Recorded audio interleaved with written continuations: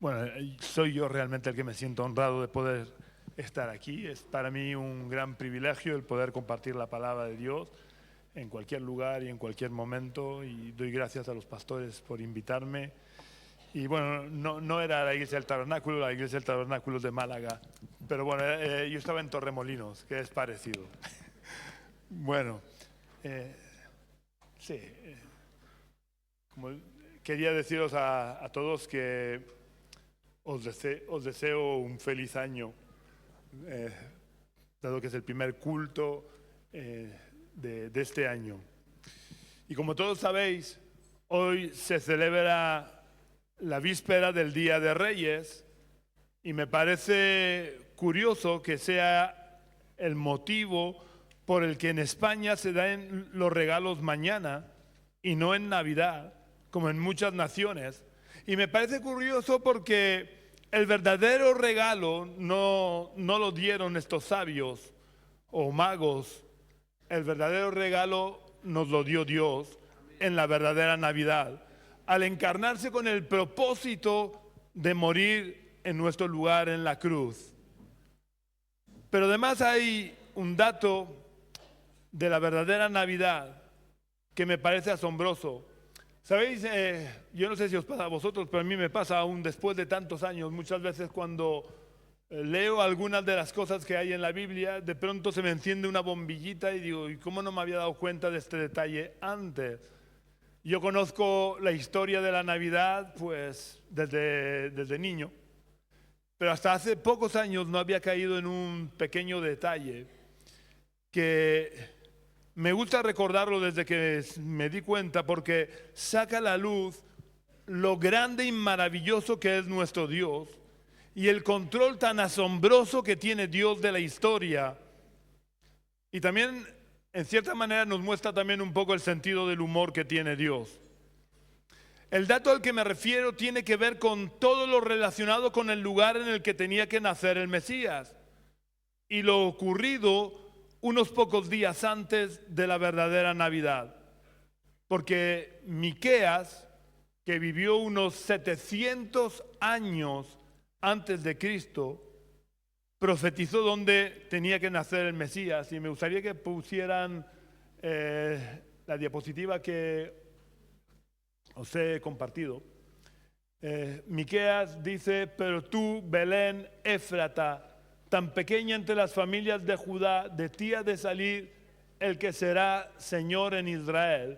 Sus orígenes se remontan al inicio de los tiempos, a los días de la eternidad. Es decir, claramente está hablando del Mesías, no de ningún rey, puesto que a los días de la eternidad solamente se puede remontar el Mesías, ¿vale?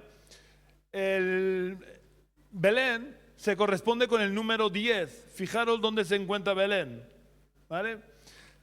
Sin embargo, ¿dónde vivían José y María antes de que Jesús naciera? Vivía en Nazaret, como pone Lucas capítulo 1, versículos 26 y 27 y Lucas 2, 4. Claramente dicen que ellos vivían en Nazaret, que es el número 1. Daros cuenta la distancia desde donde vivían María y José al lugar donde estaba profetizado que tenía que nacer el Mesías. Hay actualmente aproximadamente por carretera unos 145 kilómetros, pero en los tiempos de Jesús no sé cuántos kilómetros serían.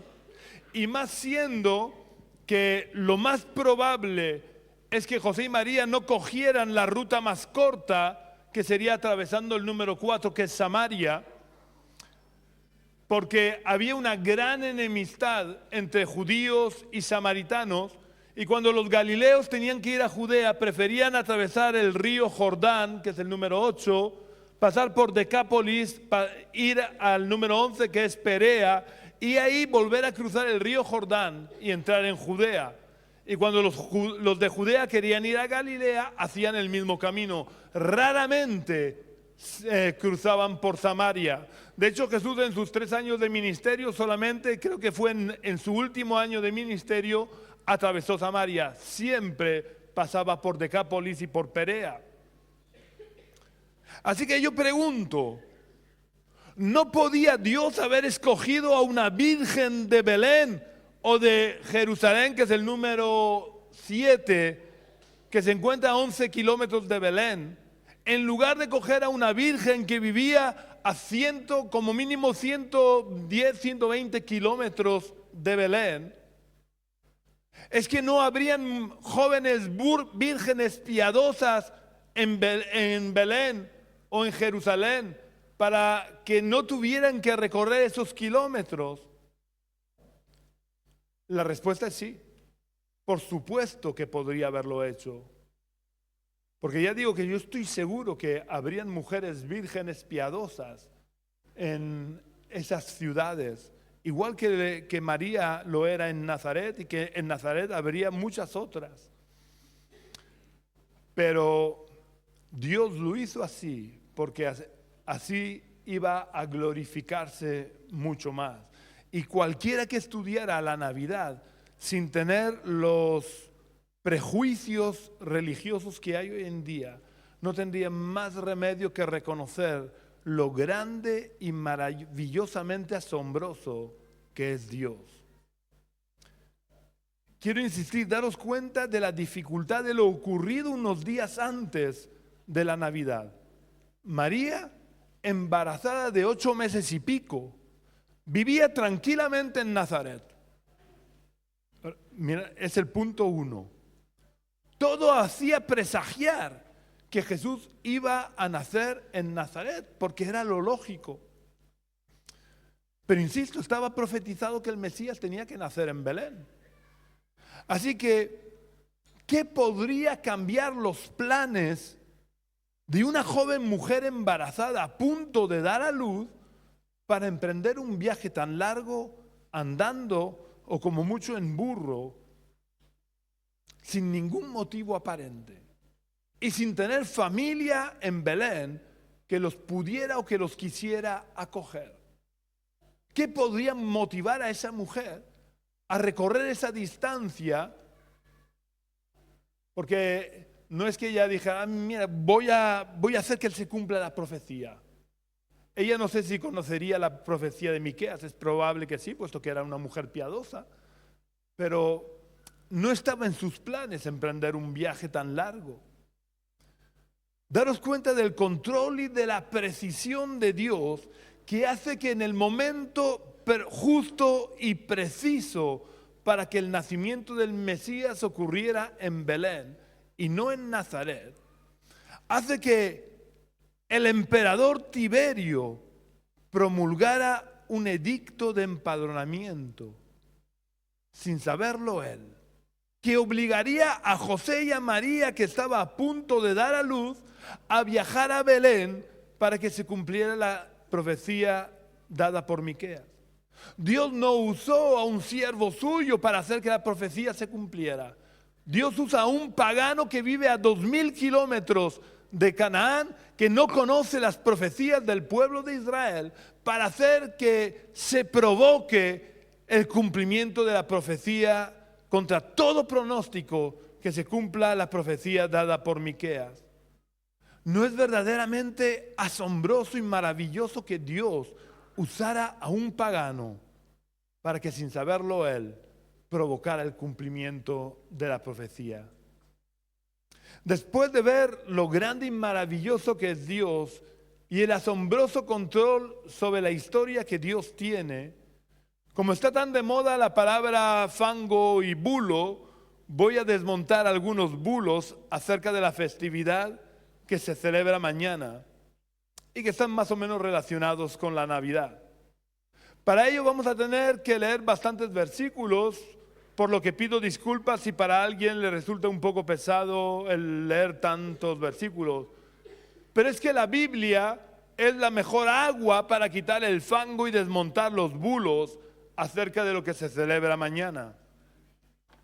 Vamos a leer en el Evangelio de Mateo capítulo 2, vamos a leer los versículos 1 al 12 y luego leeremos el 16. De esta manera vamos a tener una imagen global de lo ocurrido en lo que se celebra mañana, la visita de los sabios, magos o como se les quiera llamar. y luego iré resaltando algunos de los versículos que vamos a leer para poder explicar mejor los detalles de los que quiero hablar. En Mateo capítulo 2, versículo 1 empieza diciendo: cuando Jesús nació en Belén de Judea, en días del rey Herodes, llegaron del oriente a Jerusalén unos sabios preguntando. Quiero decir que yo estoy leyendo en la revisión del 95, por eso algunas palabras son diferentes a las que vosotros podéis leer aquí. ¿Dónde está el rey de los judíos que ha nacido? Pues su estrella hemos visto en el oriente y venimos a adorarlo. Al oír esto, el rey Herodes se turbó y toda Jerusalén con él. Y habiendo convocado a todos los principales sacerdotes y escribas del pueblo, les preguntó: ¿dónde había de nacer el Cristo? Ellos le respondieron: en Belén de Judea, porque así fue escrito por el profeta. Y tú, Belén, de la tierra de Judá, no eres la más pequeña entre los príncipes de Judá, porque de ti saldrá un guiador que apacentará a mi pueblo Israel. Entonces Herodes llamó en secreto a los sabios y se cercioró del tiempo exacto en que había aparecido la estrella, que corresponde al momento exacto del nacimiento de Jesús. Y esto lo he añadido yo, no está en la Biblia. Y enviándolos a Belén dijo: id allá y averiguad con diligencia acerca del niño, y cuando lo halléis, hacedmelo saber, para que yo también vaya a adorarlo. Ellos, habiendo oído al rey, se fueron, y la estrella que habían visto en el oriente iba delante de ellos, hasta que llegando se detuvo sobre donde estaba el niño, y al ver la estrella se regocijaron con muy grande gozo. Al entrar en la casa, vieron al niño con María, su madre, y postrándose lo adoraron. Luego, abriendo sus tesoros, le ofrecieron presentes: oro, incienso y mirra. Pero siendo avisados por revelación en sueños que no volvieran a Herodes, regresaron a su tierra por otro camino. Y saltamos al versículo 16, que dice: Herodes entonces, cuando se vio burlado por los sabios, se enojó mucho y mandó matar a todos los niños menores de 2 años que habían en Belén y en todos sus alrededores, conforme al tiempo indicado por los sabios. Lo primero que quiero destacar, por estar íntimamente relacionado con el regalo de Dios a la humanidad, es que cuando los sabios o magos llegaron a ver a Jesús, este ya no estaba en el pesebre, por lo que la mayoría de las estampas navideñas y postales de Navidad forman parte de ese fango en el que han envuelto esta festividad para que no se conozca el verdadero sentido de la Navidad, que es que el verdadero regalo nos lo dio Dios al encarnarse con el propósito de morir en nuestro lugar en la cruz. La mayoría de las estampas y postales de Navidad están equivocadas, porque en el pesebre solo estuvieron los pastores. La única visita que recibió Jesús estando en el pesebre fue la de los pastores, como relata Lucas capítulo 2 y versículo 16. Pero cuando llegaron los sabios, Mateo es muy claro en el capítulo 2, que hemos leído, versículos 9 al 11, los repito, dice: ellos, habiendo oído al rey, se fueron, y la estrella que habían visto en el oriente iba delante de ellos, hasta que llegando se detuvo sobre donde estaba el niño, y al ver la estrella se regocijaron con muy grande gozo. Al entrar, ¿dónde? En el pesebre, en el mesón, en la casa, vieron al niño con María, su madre, y postrándose lo adoraron. Luego, abriendo sus tesoros, le ofrecieron presente: oro, incienso y mirra. Vemos claramente como Lucas es muy claro diciendo que los pastores fueron al pesebre y los sabios fueron a una casa donde ya estaba alojada la familia.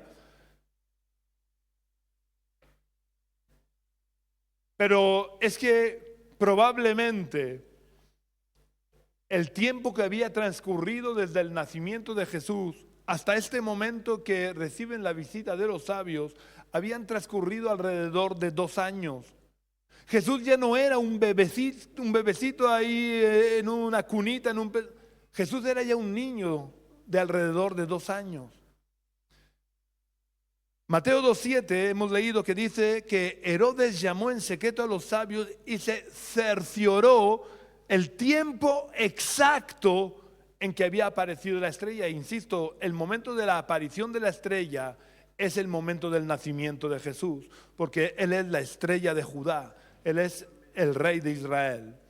Y enviándolos a Belén dijo: id allá y averiguad con diligencia acerca del niño, no del bebé, y cuando lo halléis, hacedmelo saber, para que yo también vaya a adorarlo. Quiero insistir, Herodes se cercioró del tiempo exacto del momento del nacimiento de Jesús. Y eso desencadena que cuando Herodes se ve burlado, no manda matar a los niños de meses o de 1 año. Manda matar a todos los niños menores de 2 años, porque se correspondía con el tiempo indicado por los sabios. Es decir que José y María vivieron alrededor de 2 años, probablemente se buscaron una casa alquilada o una casa donde vivir, empezaron a vivir ahí, quizás ellos hicieron, y esto ya es elucubraciones mías, hicieron sus planes de vivir en Belén en vez de en Nazaret, ya que estaban ahí, a ver si iba bien el negocio de la carpintería, abrían una carpintería, iba bien el negocio. El caso es que llevaban viviendo ya prácticamente 2 años cuando Jesús recibió la visita de los sabios. En segundo lugar, y muy importante, quiero que nos detengamos en Mateo 2:11, donde Mateo relata: al entrar en la casa vieron al niño con María, su madre, y postrándose lo adoraron.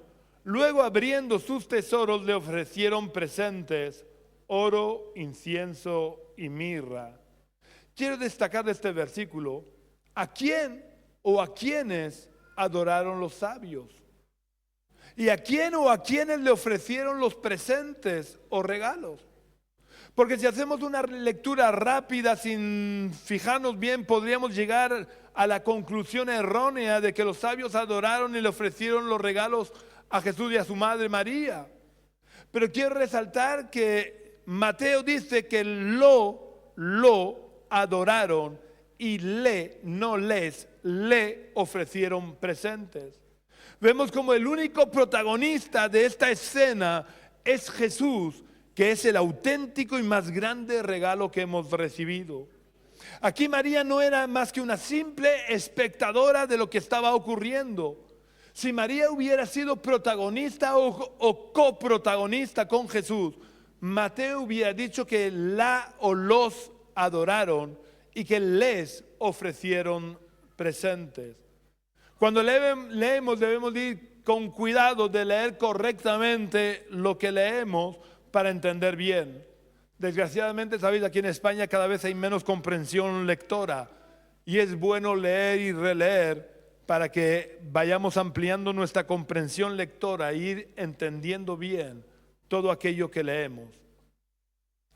Pero Mateo, que presenta en su evangelio a Jesús como el regalo que Dios ha prometido a la humanidad, como el Mesías que había de venir para salvarnos, quiere resaltar que la adoración de los sabios y los presentes que los sabios ofrecieron iban dirigidos únicamente a Jesús, quien era el Rey Salvador que había de venir, que había sido tanto tiempo prometido.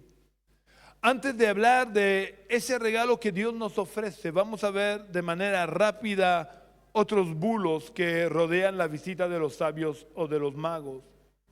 El primero de estos bulos, que vamos a ver de manera más breve y rápida, es que no hay nada en el texto bíblico, como habéis podido comprobar, que nos haga pensar en que fueran reyes. El hecho de que regalaran oro, incienso y mirra, productos de mucho valor en aquella época, no implica para nada que fueran reyes. Los sabios o magos, como se les llama en muchas versiones de la Biblia, eran personas muy respetadas que solían vivir en la corte de los reyes y solían ser los consejeros del rey, por lo que pertenecían a las clases altas de la sociedad. Y esto justifica el hecho de que poseyeran grandes riquezas. Pero ni la Biblia ni ningún otro documento histórico pueden llevarnos seriamente a pensar que fueran reyes. Pertenecían al grupo selecto de las cortes de Oriente, como en su día lo fue Daniel, como podemos ver entre otros muchos lugares, en Daniel 2, 48 y 49, donde se nos relata: entonces el rey engrandeció a Daniel, le dio muchos honores y grandes dones, y lo hizo gobernador de toda la provincia de Babilonia y jefe supremo de todos los sabios de Babilonia. Daniel solicitó y obtuvo del rey que pusieran sobre los negocios de las provincias de Babilonia a Sadrach, Mesach y Abednego, y Daniel estaba en la corte del rey.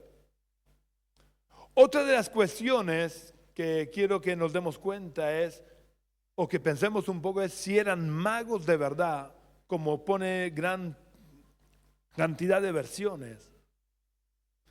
Y hemos visto como en la versión Reina Valera revisada en el 95, que es la que yo uso, ya no los llama magos, sino que los llama sabios. Y es que en la antigüedad aquellos que destacaban en el estudio de los astros, ya fueran astrólogos o astrónomos, se les llamaba magos, aunque no practicaran la magia, la brujería o la hechicería.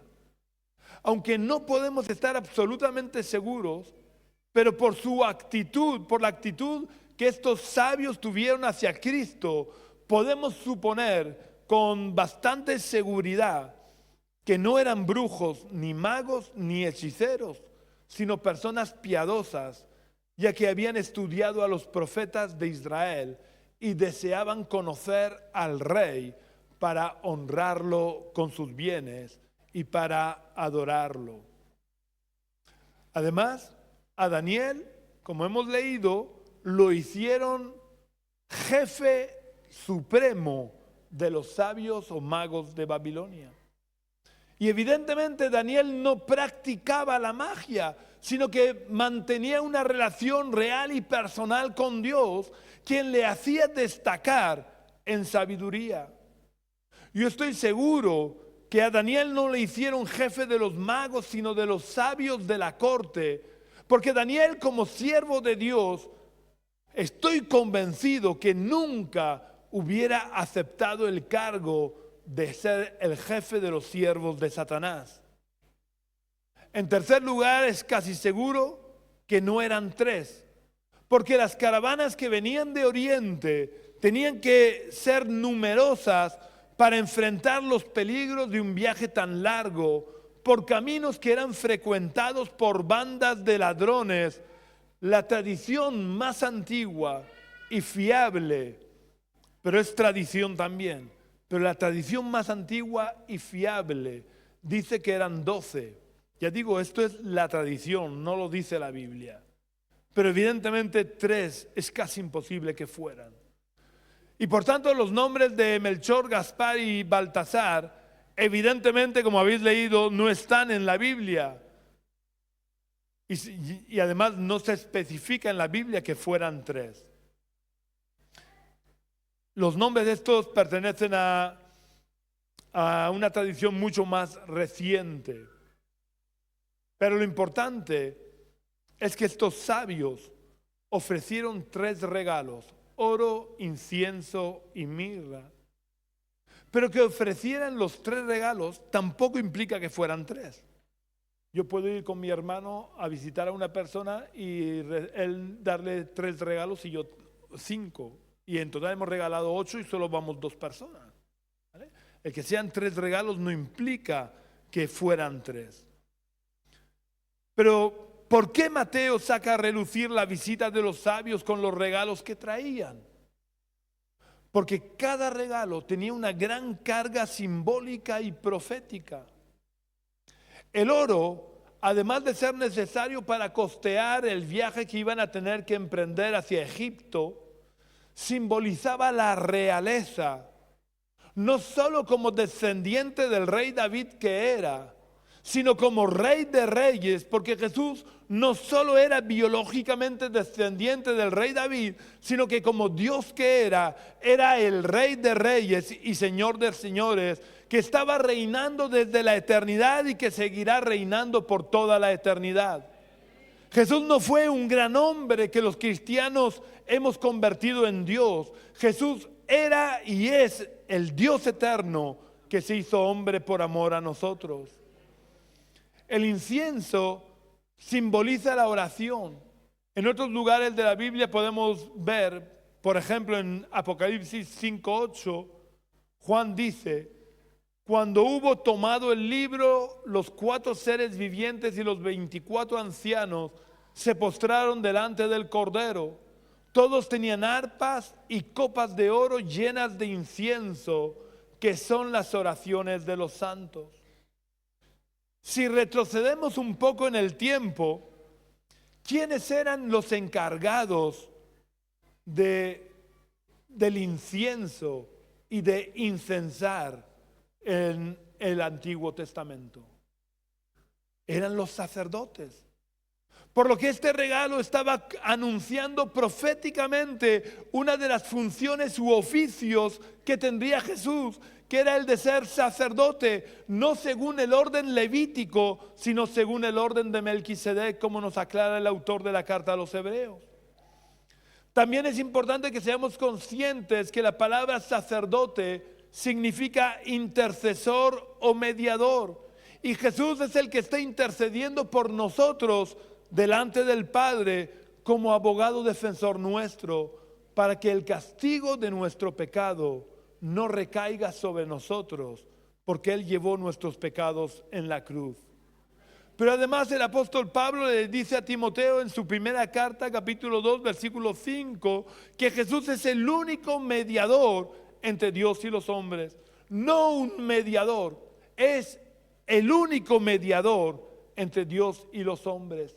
Ni María ni ninguno de los santos son mediadores válidos, porque todos murieron como consecuencia de sus propios pecados. Solo Jesús pudo ofrecer su vida por nosotros y constituirse en mediador válido entre Dios y nosotros, porque Él nunca cometió pecado, ni se halló engaño en su boca, como explica Pedro en su primera carta. Y la mirra fue un símbolo o un anuncio profético del sufrimiento que iba a tener que pasar.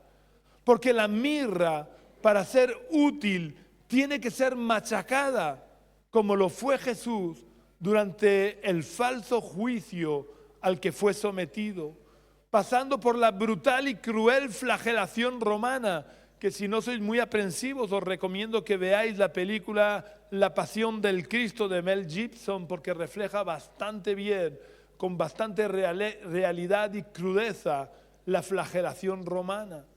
Y por último tuvo que cargar el madero en su cuerpo herido, su cuerpo casi destrozado, tuvo que cargar con un madero de casi entre 40 y 70 kilos, que no era de madera pulida como vemos hoy en día en los crucifijos, era un tronco de madera vasto que se clavaba en las heridas.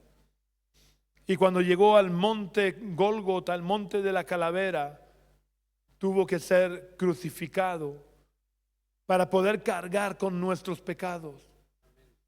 Pero quiero dejar muy claro que el que Jesús cargara con los pecados de toda la humanidad no quiere decir que toda la humanidad sea salva, sino que toda la humanidad tiene la posibilidad de aceptar el regalo que da título a este mensaje y del que quiero hablar a partir de ahora, porque no es un regalo cualquiera, ni es un regalo que podamos adquirir o comprar con dinero. Es un regalo tan valioso y tan costoso que ni con todo el oro del mundo podríamos pagarlo. Hay 2 versículos que dejan meridianamente claro cuál es el regalo al que me estoy refiriendo. El primero que vamos a leer se encuentra en la carta que el apóstol Pablo le escribió a los cristianos de la ciudad de Éfeso en Efesios capítulo 2 y versículo 8.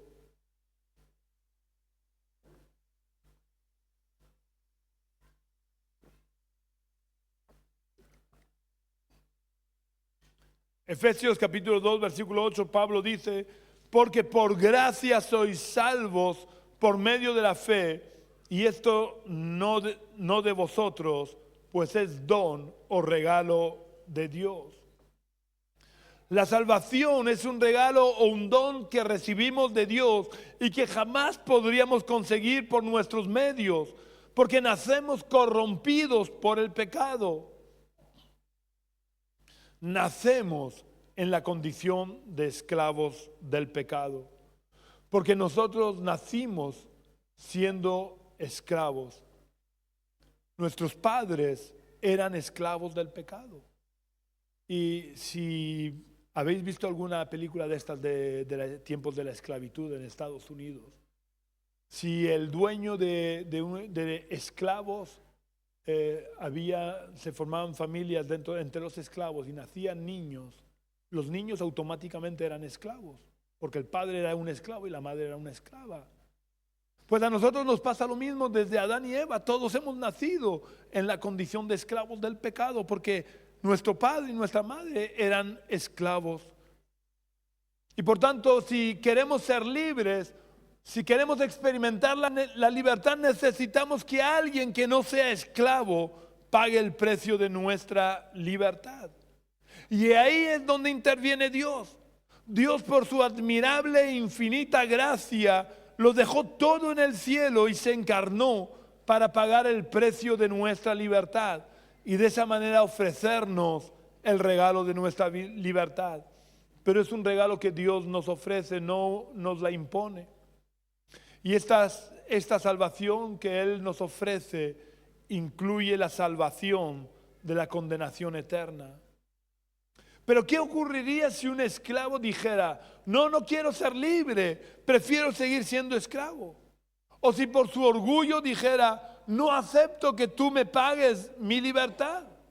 O simplemente no creyera que alguien pudiera pagar su libertad. ¿Qué le pasaría a ese esclavo? Pues que seguiría siendo esclavo. Y esos son los motivos fundamentales por los que la mayoría de la gente, a pesar de tener la posibilidad de escapar de la esclavitud del pecado y de la muerte, terminarán en el infierno. Por lo que yo quiero preguntarte en este día: ¿vas a seguir siendo esclavo del pecado y de la muerte y terminar en el infierno? ¿O aceptarás el regalo de Dios que te está ofreciendo en esta mañana? Es tu decisión. Nadie la puede tomar por ti. Y una vez que estés muerto ya no podrás tomar ninguna decisión. El segundo versículo en el que Pablo deja claro cuál es el regalo por excelencia se encuentra en la carta que le escribió a los cristianos de la ciudad de Roma. En su carta a los Romanos capítulo 6, versículo 23.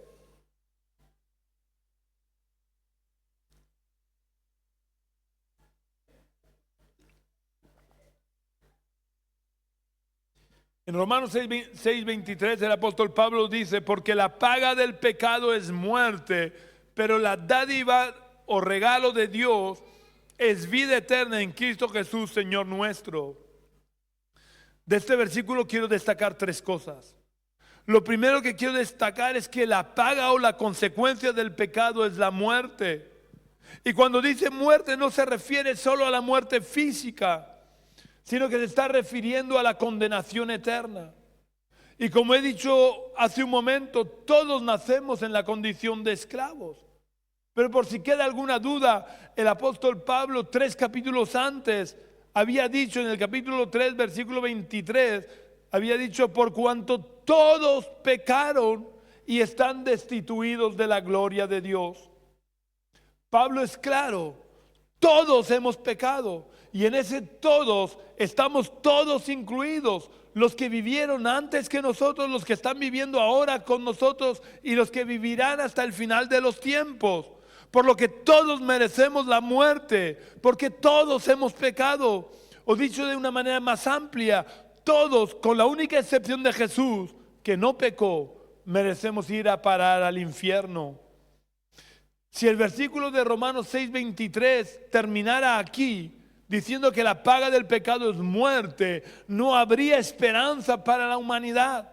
Pero por la gracia de Dios, el versículo no termina aquí, sino que continúa en lo segundo que quiero destacar, que es el regalo del que estoy hablando en esta mañana. Porque Pablo, después de decir que la consecuencia del pecado es muerte, dice, pero la dádiva o el regalo de Dios es vida eterna en Cristo Jesús. Dios, por medio de su Hijo eterno, nos ofrece el regalo, no un regalo cualquiera, sino el regalo con mayúsculas, que es la vida eterna. Porque ¿de qué nos valdría cualquier otro regalo si al final acabáramos en el infierno? Por eso la vida eterna o la salvación es el regalo de los regalos. Es el regalo con mayúscula, es el regalo supremo. Porque sin la salvación cualquier cosa carecería de valor si fuéramos a parar al infierno. Y nuestro problema, el problema de la humanidad es que no podemos comprar ni conseguir la salvación por nosotros mismos. Ningún mérito que hagamos es suficiente para hacer que merezcamos la salvación. Es como si estuviéramos todos nadando en medio del océano. Por muy bien que supiéramos nadar, por mucho que nos esforzáramos en aplicar las técnicas que nos hubieran enseñado de natación, acabaríamos ahogándonos si no viniera alguien a nuestro rescate. Pues bien, todos nos estamos ahogando en el océano del pecado. Por eso Dios tuvo que venir en nuestro rescate para tirarnos el salvavidas que es Jesús. Pero el problema por el que no todos serán salvos es que para no ahogarnos tenemos que aferrarnos fuertemente al salvavidas. Y la mayoría de la gente prefiere seguir nadando, sí, prefiere seguir esforzándose por sus propios medios hasta ahogarse. Así que quiero preguntarte a ti que me estás escuchando, ¿vas a seguir nadando hasta ahogarte o te sujetarás al único salvavidas que hay y que Dios te ofrece gratuitamente para ser salvo? Como te decía antes, es tu decisión. Nadie la puede tomar por ti. Nadie te va a sujetar en contra de tu voluntad a Jesús, que es nuestro salvavidas. Y con esto llegamos a la tercera parte que quiero destacar del versículo que se encuentra en Romanos 6:23. Y es que el versículo no acaba diciendo que la dádiva es la salvación en Cristo Jesús. El versículo termina diciendo Señor nuestro, porque esta es la clave para hacer efectivo el cheque que hemos recibido de Dios. Que Jesús sea Señor nuestro es la única manera de hacer efectivo el regalo inmerecido que Dios nos ofrece de nuestra salvación. No es suficiente con que hagas una oración. No es suficiente con que hables como cristiano. No es suficiente con que cantes en la iglesia, leas la Biblia u ores. No es suficiente. La clave para hacer efectivo el cheque que Dios te está ofreciendo de la salvación eterna es que Cristo Jesús sea Señor de tu vida. Si Cristo Jesús no es Señor de tu vida, aunque te llames cristiano, aunque vengas a la iglesia, no lo eres realmente. Voy a poneros un ejemplo.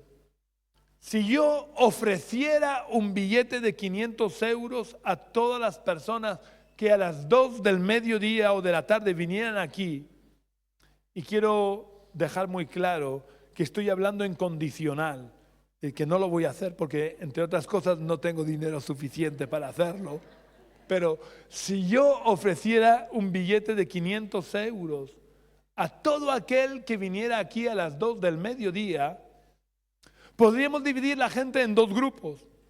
El primer grupo, que supongo que sería el más numeroso, estaría formado por las personas que no me creyeran, por lo que no se tomarían la molestia de venir aquí. Y el segundo grupo estaría formado por las pocas personas que me creyeran y vinieran aquí.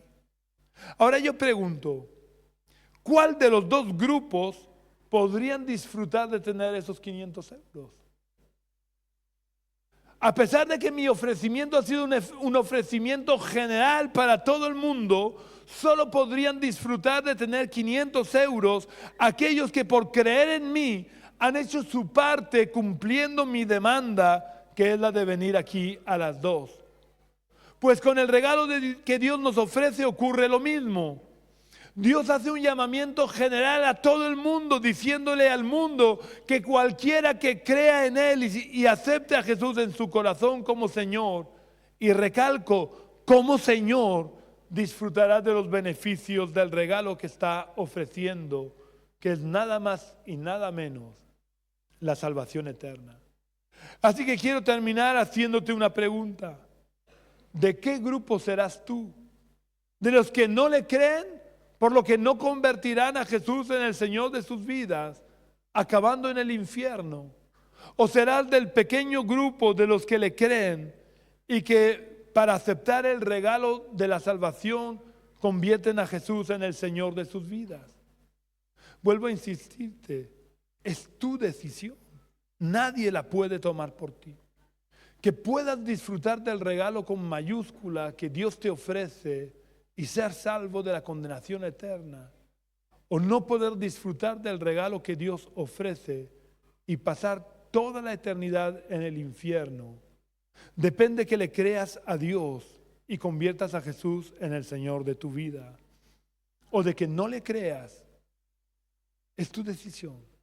Pero recuerda lo que Pablo le dijo a los cristianos de la ciudad de Corinto: ahora es el tiempo, ahora es el día de salvación. Y yo añado, mañana para algunos quizás sea ya demasiado tarde. Que Dios os bendiga, y quiero hacer un llamado, que si nunca has aceptado el regalo que Dios está ofreciendo y quieres aceptarlo en esta mañana, puedas levantar tu mano en señal de que tomas la decisión de convertir a Jesús en el Señor de tu vida y ser partícipe del regalo que Dios te ofrece. Que tal vez mañana sea demasiado tarde. Hoy es el día de salvación. Hoy es el día aceptable en el que Dios te está ofreciendo su regalo.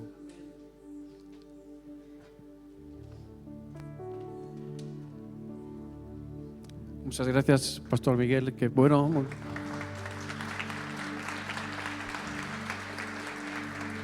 Qué bueno poder adquirir ese regalo, un regalo que, como su nombre indica, no tiene precio, no tiene precio.